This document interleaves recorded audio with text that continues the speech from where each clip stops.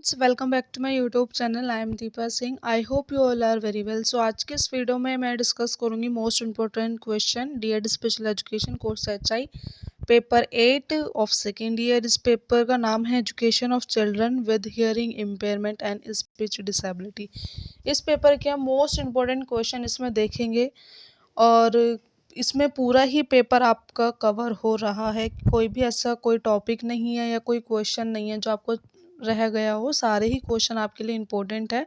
अब पूरा पेपर एक क्वेश्चंस के ज़रिए आपको पूरा पेपर कवर हो जाएगा इसमें।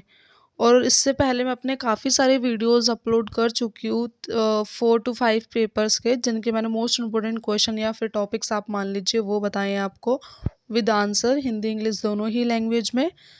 अ, 2 या 3 पेपर ऐसे हैं जो कॉमन पेपर है आपके, जो तीनों ही कोर्स में चलते हैं। एच आई वी आई और आईडीडी तीनों ही कोर्स में चलते हैं। ये एच आई कोर्स का पेपर है 8।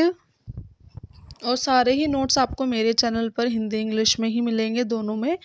और ये पीडीएफ भी आपको हिंदी इंग्लिश दोनों में ही मिलेगा। और ये पीडीएफ मैं अपने टेलीग्राम चैनल पर आपको शेयर कर दूंगी, आप वहां से जाके इसको डाउनलोड कर सकते हैं। और बाकी जो वीडियोस मैंने लास्ट अभी अपलोड की हैं उनकी पीडीएफ भी मैंने अपने टेलीग्राम चैनल पर शेयर कर दी हैं। जिन्होंने अभी तक टेलीग्राम ग्रुप ज्वाइन नहीं किया है आप उसको जाके ज्वाइन कर सकते हैं। आपको सारे ही नोट्स मेरे ग्रुप में मिल जाएंगे, फाइल्स के पीडीएफ भी आपको मिल जाएंगे और नोट्स भी। टेलीग्राम ग्रुप का लिंक आपको मेरे डिस्क्रिप्शन बॉक्स में मिल जाएगा। और काफ़ी सारी वीडियोस हैं उनके लिंक भी और प्लेलिस्ट भी आपको मिल जाएगी। मैंने प्लेलिस्ट भी बनाई हुई है नोट्स की, वो मैं आपको लिंक मेंशन कर दूंगी, आपको प्लेलिस्ट भी देख सकते हैं। और प्लीज़ वीडियो पसंद आए तो एक लाइक ज़रूर कीजिएगा और ज़्यादा से ज़्यादा शेयर कीजिए अपने दोस्तों तक और सब्सक्राइब कीजिए। ओके, स्टार्ट करते हैं। मोस्ट इम्पोर्टेंट क्वेश्चन फर्स्ट है, पहले शॉर्ट क्वेश्चन जो आपके 4 मार्क्स में पूछे जाते हैं।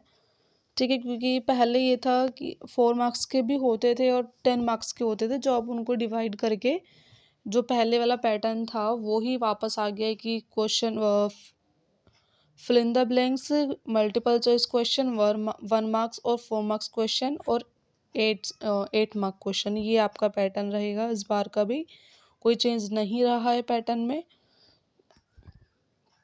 ओके, स्टार्ट करते हैं। फर्स्ट क्वेश्चन है, explain the importance of early identification and intervention. कि आपको उसमें अर्ली आइडेंटिफिकेशन के मतलब आप जल्द से जो जांच की जाती है एक डिसेबिलिटी का पता लगाने के लिए, उसके और उस डिसेबिलिटी को पता लगाने के बाद क्या क्या उसके ट्रीटमेंट किए जाए, किस तरह से उसको प्रिवेंट किया जाए, वो उसमें वो बताना है। ठीक है, आपको उसकी इम्पोर्टेंस बतानी है कि अर्ली आइडेंटिफिकेशन और इंटरवेंशन क्यों हमारे लिए महत्वपूर्ण है। Question number second, right the need and importance of school readiness. कि इसमें बताना है कि स्कूल रेडीनेस के बारे में आपको उसकी नीड्स बतानी है, क्या क्या नीड्स होती हैं और क्या क्या उसकी इम्पोर्टेंस है। इस वाले टॉपिक की मैं वीडियोस अपलोड कर चुकी हूँ, वो भी मैं आपको अपने डिस्क्रिप्शन बॉक्स में मेंशन कर दूँगी, आप वहाँ से जाके चेक कर सकते हैं, वरना आपको मेरे चैनल पर मिल ही जाएगी, आप चेक कर लेना। प्लेलिस्ट मैं आपको मेंशन कर दूँगी इसकी। ओके, क्वेश्चन नंबर फोर्थ है आपका, what is special education and write their merits and demerits. आपको इसमें बताना है कि विशेष शिक्षा क्या है, उसके नुकसान और उसके फ़ायदे दोनों आपको बताने हैं। कि विशेष शिक्षा क्या होती है। विशेष शिक्षा वो होती है जिसमें केवल विशेष बच्चों को विशेष विशेष रूप से शिक्षा को दिया जाता है, उनकी सारी नीड्स को फुलफ़िल किया जाता है। ठीक है, उसके बारे में उसके आपको फ़ायदे बताने हैं, क्या क्या फ़ायदे हैं और क्या क्या नुकसान हैं। ठीक है, इस पेपर में काफ़ी इजी टॉपिक है जिनको आप अपनी लैंग्वेज में बनाकर लिख सकते हो। कुछ कुछ यूनिट्स हैं, यूनिट 5 है जिसको आपको लर्न करना पड़ेगा, क्योंकि उसमें एक्ट के बारे में ज़्यादा पूछा हुआ है कि RCI act, NEP, PWD, RPWD, समग्र शिक्षा, ये सब इसमें पूछा गया। तो वो आपकी है कि जिसमें आपको पढ़ना पड़ेगा, थोड़ा उनको मतलब डीपली पढ़ना पड़ेगा। आप उसमें अपने पढ़ा मीन्स कि उसमें आप अपनी साइड से अलग पॉइंट नहीं जोड़ सकते हो अपने अंडरस्टैंडिंग के अकॉर्डिंग, बट जो और बाकी यूनिट्स हैं उनको आप पढ़ोगे और अच्छे से समझ लोगे तो उसको आप अपनी अंडरस्टैंडिंग से आप उस आंसर को अटेम्प्ट कर सकते हो। एक क्वेश्चन को अपनी लैंग्वेज में आप उसको लिख सकते हो उसमें। और बाकी सारी यूनिट ऐसी है और कोई ऐसी यूनिट नहीं है कि जिसमें आपको पढ़ना ही पड़े, वही सेम नॉलेज आपको उसमें लिखनी है जो जो उसमें पूछा हुआ है, ऐसा नहीं है। सिर्फ एक यूनिट 5 है जिसमें आप एक्ट के बारे में आपको बताना है, उसमें तो आप अपनी साइड से कोई बनाकर नहीं लिख सकते हो आंसर को समझ के।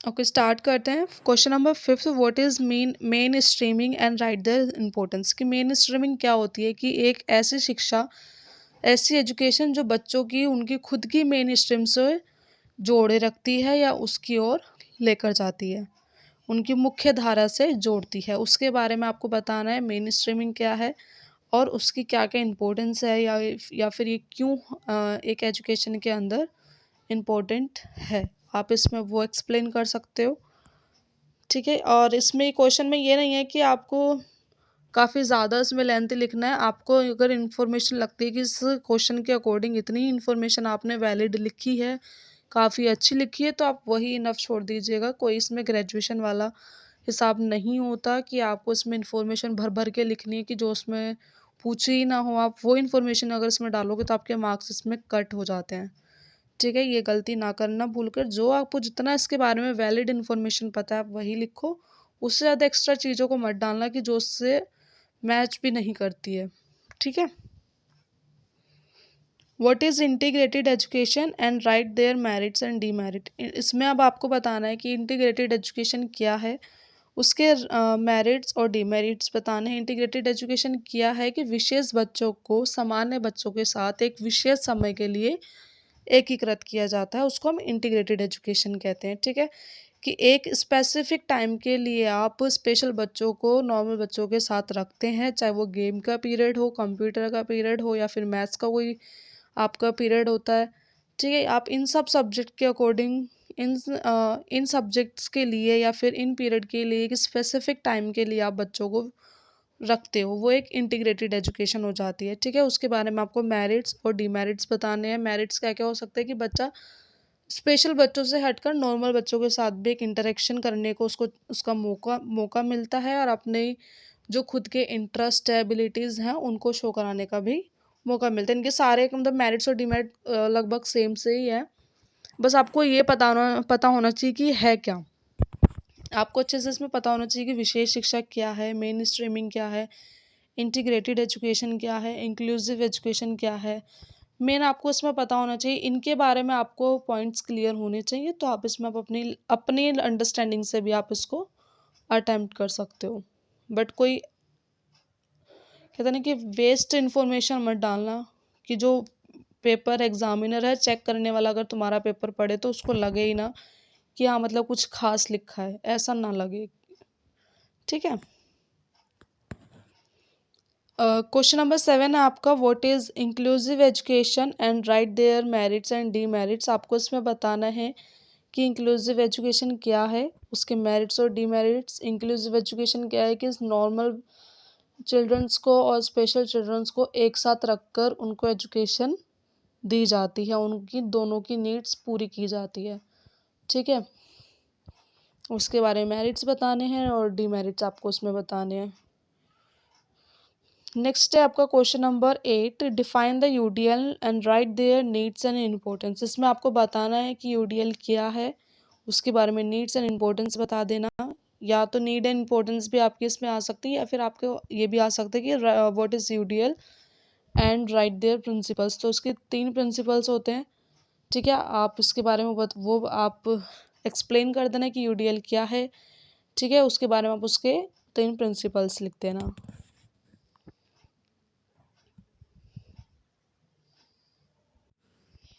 ठीक है। और क्वेश्चन नंबर 9 है आपका, what is CBR and write their principles. कि आपको उसमें बताना है कि सीबीआर क्या है और उसके क्या क्या प्रिंसिपल्स हैं।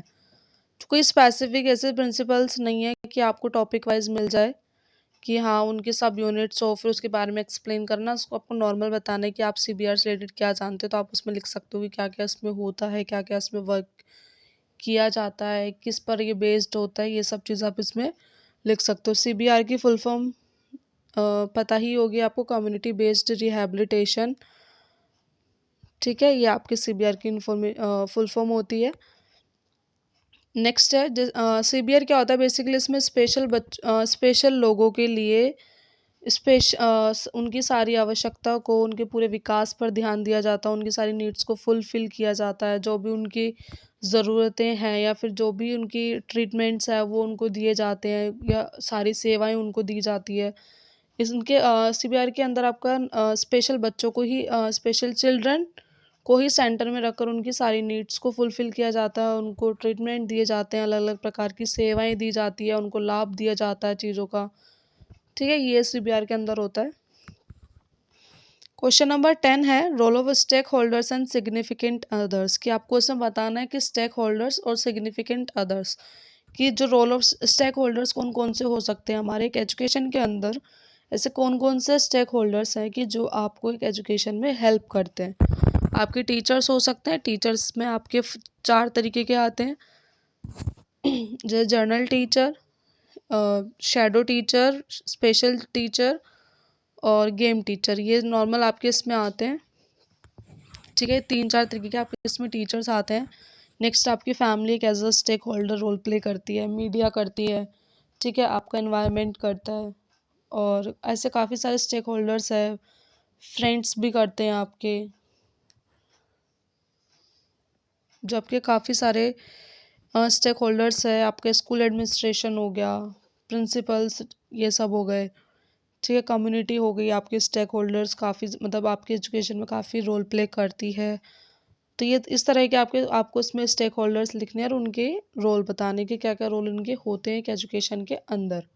ठीक है,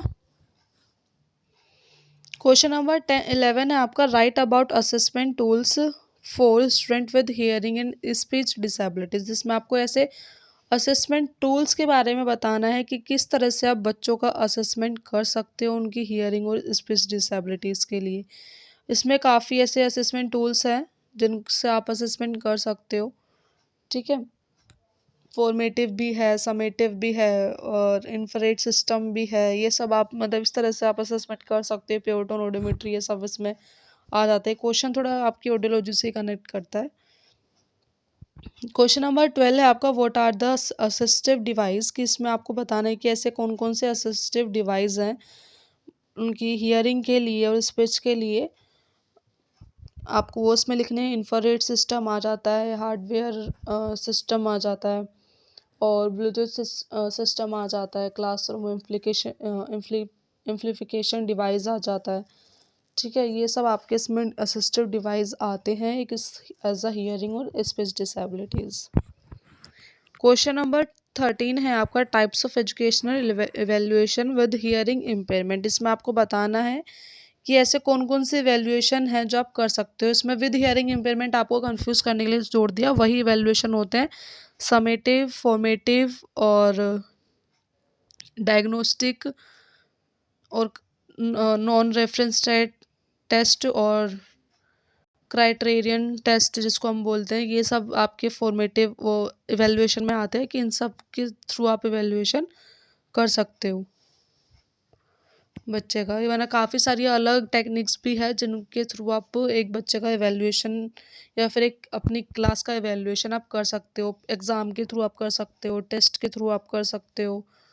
काफ़ी सारे हैं ऐसे, पोर्टफोलियो के थ्रू, ये सब सारे आपकी टेक्निक्स ही होती है। टेक्निक्स में भी आ जाते हैं और आपके टूल्स में भी आ जाते हैं।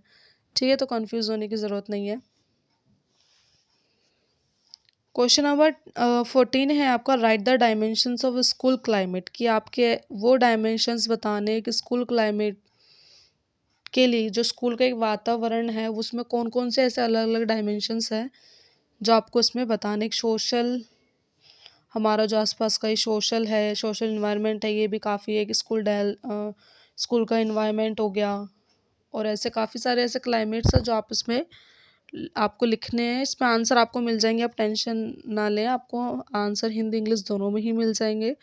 ठीक है, और ओवरऑल आपका पूरा ही पेपर इसमें कवर हो रहा है, तो आपको अलग से नोट्स पिक की भी ज़रूरत नहीं पड़ेगी। आप इन क्वेश्चंस के नोट्स आपको मिल जाएंगे तो आपको पूरा सिलेबस कवर हो जाएगा और बाकी जो पॉइंट्स रह जाएंगे वो मैं आपको सेंड कर दूंगी।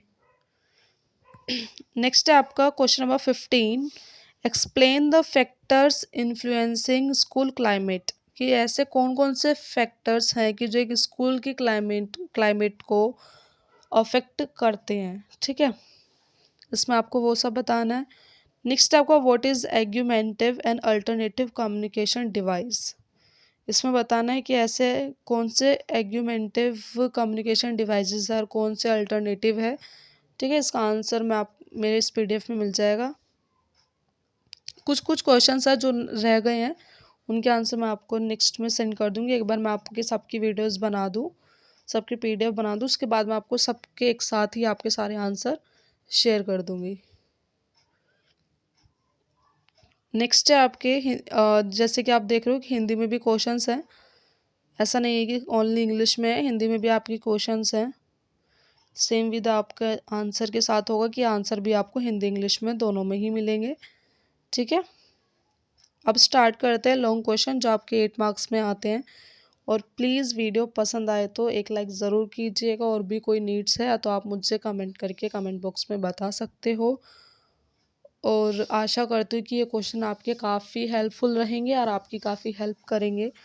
ठीक है, अगर आप इन क्वेश्चंस को भी अगर अच्छे से प्रिपेयर कर लेते हो तो आप पूरा ही पेपर जो आपका आएगा उसको आप अटेम्प्ट कर पाओगे। ठीक है।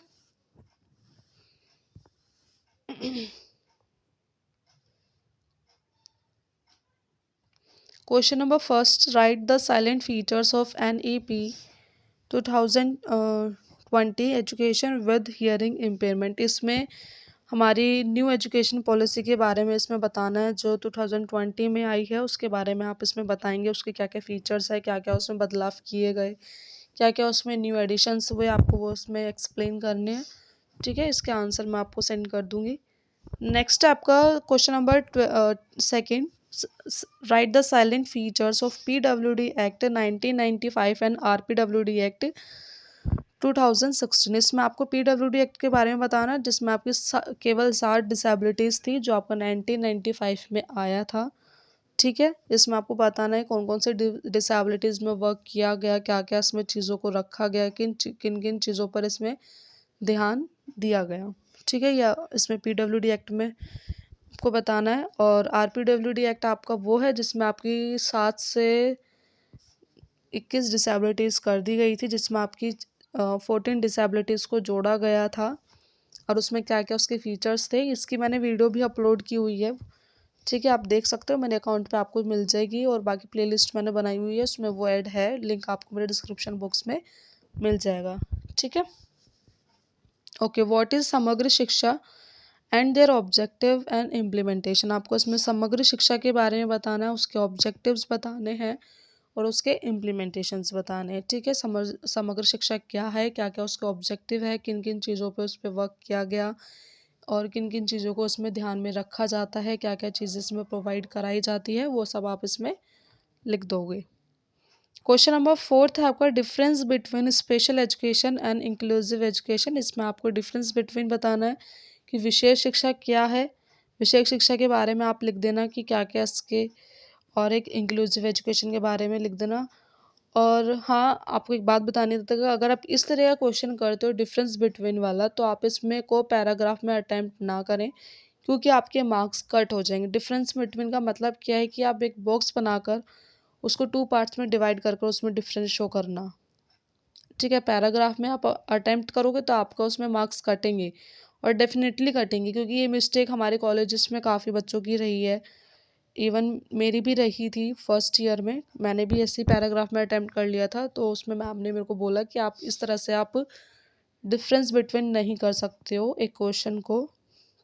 अगर आपको ये क्वेश्चन दिया जाता है तो आप इसमें एक टेबल ही बनाओगे, जिसको आप 2 पार्ट्स में डिवाइड करके आपको डिफरेंस उसमें शो कराना है। ठीक है, पैराग्राफ में ना ही अटेम्प्ट करें, आपके मार्क्स कट होंगे। और आपको पता ही है फाइनल पेपर्स आने वाले हैं, तो वो आपके कॉलेज वाले टीचर्स भी चेक नहीं करते हैं, वो अदर टीचर्स हैं जो आपके चेक करते हैं। ठीक है, क्वेश्चन नंबर फिफ्थ है आपका, right about barrier free environment in physics special education. आपको बैरियर फ्री एनवायरनमेंट देना है एक स्पेशल एजुकेशन शिक्षा में, कि जो आपकी विशेष शिक्षा है उसके अंदर ऐसे कौन कौन से बैरियर फ्री एनवायरनमेंट है कि जो आप बच्चों को दे सकते हो, कि जिसमें बच्चे को कोई भी बाधा न लगे। तो आप ऐसे काफ़ी सारे बैरियर्स के बारे में भी लिख सकते हो कि इस तरह से फिजिकली बैरियर्स नहीं होने चाहिए। ठीक है, और उनकी सारी नीड्स को फुलफ़िल किया किया जाना चाहिए। एजुकेशन से रिलेटेड उनकी सारी एजुकेशन नीड्स को कंप्लीट किया जाना चाहिए। काफ़ी सारे बैरियर्स हैं जिनको आप इसमें लिख सकते हो कि आपको किस तरह से बैरियर फ्री इन्वायरमेंट दिया जाना चाहिए। उनको प्रॉपर उनके असिस्टिव डिवाइस होने चाहिए कि अगर बच्चों को, जिन बच्चों को डिसेबिलिटीज़ हैं, अगर अलग अलग डिसेबिलिटीज़ है, सबको उनके टूल्स उनको मिलने चाहिए, उनको प्रॉपर एजुकेशन दी जानी चाहिए, उनको प्रॉपर ध्यान उनका रखना चाहिए उनकी एजुकेशन के ऊपर, उनकी ट्रीटमेंट्स के ऊपर, जो भी उनकी नीड्स है ये सब आप उसको इसमें एक्सप्लेन कर सकते हो। ठीक है, सो ये थे हमारे लॉन्ग क्वेश्चन। होपफुली आपको वीडियो काफ़ी अच्छी लगी होगी, और प्लीज़ वीडियो पसंद आई हो तो एक लाइक ज़रूर कीजिएगा, और अपने दोस्तों तक शेयर कीजिए, और सब्सक्राइब कीजिए। सब्सक्राइब कर दिया करो यार, अच्छा लगता है मुझे भी आप लोग अगर इस तरह सपोर्ट करते हो। ठीक है, और अपने पेपर की प्रिपरेशन आप अच्छे से करते रहिएगा, और आपके एग्ज़ाम से पहले मैं कोशिश करूँगी कि आपको हर एक चीज़ के इंपॉर्टेंट क्वेश्चन दे दूँ, सारे नोट्स आपको प्रोवाइड करा दूँ, जिससे आपको कोई भी परेशानी ना हो, क्योंकि इस कोर्स के नोट्स हर एक जगह अवेलेबल नहीं होते हैं, काफ़ी मुश्किल होते हैं, इवन गूगल पे भी नहीं मिलते हैं। वो करेक्ट पॉइंट्स अगर आप कोई सर्च करते हो तो वो करेक्ट इन्फॉर्मेशन नहीं निकल कर आती है जो आपको चाहिए। ठीक है, तो काफ़ी मुश्किल होती है नोट्स बनाने में। तो प्लीज़ सपोर्ट कर दिया करो, सब्सक्राइब कर दिया करो, और अपने एग्ज़ाम की प्रिपरेशन अच्छे से करते रहिएगा, और कोशिश करिएगा कि इतनी प्रिपरेशन कर लो कि किसी की भी बैक ना आए। ठीक है, okay, all the best, bye.